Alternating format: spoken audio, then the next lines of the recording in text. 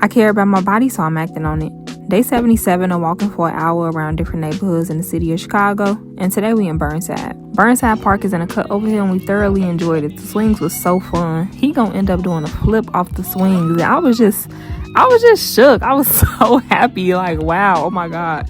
It feels good doing kid-like things sometimes. This was a beautiful park and I loved that it was in a cut and just out the way, not by no main streets. This is a triangular-shaped community surrounded by railroads, and it's the smallest community area in Chicago, with Oakland being the second smallest. After our walk, we definitely came back to this court to hoop a little bit. The neighborhood has approximately 2,000 residents. It was the University of Chicago's mapping of the 1920s that created Burnside as its own community area. That map doesn't always reflect the modern Chicagoans' concept of neighborhoods. I read a 2022 article by Edward McLeland titled Burnside It's Not Much Over Here. He walked the neighborhood and spoke to a resident who stated that he didn't even know he lived in Burnside. He thought he lived in Chatham. And that got me to thinking, do you know what neighborhood you live in? Do you know what community area you live in? Those are two different things. This decor was eye-catching with the various style carved out pumpkins and the skeletons that's sitting on the porch looking like they guarding the place or kind of just chilling. And this tree was eye-catching as we heard a lot of bird activity over there, so of course I had to pull out my app. It was hard, but I was able to get a close-up of a bird. I think this is the American robin. Never seen one from this angle, but when I look at them standing upright, it looked like their head is to the sky, like they just showing appreciation and gratitude to be alive. This area was situated on low swampy lands surrounding Lake Calumet. In 1862, the Illinois Central Railroad established its Burnside station. It was named after Ambrose Burnside. He was an official in the Illinois Central Railroad, a senior Union general in the American Civil War, and a 3-time governor of Rhode Island. The term sideburns also derived from the 2 syllables of his surname. And then we got into some unusual housing structures because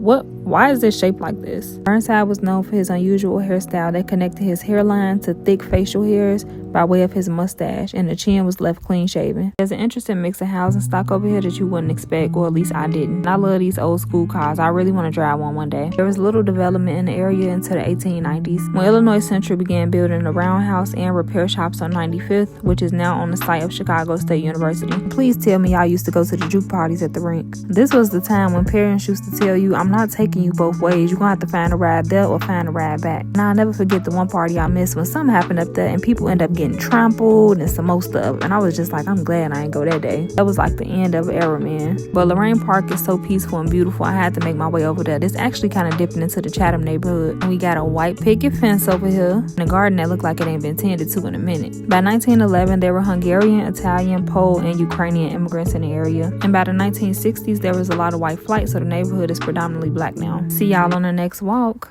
Bye.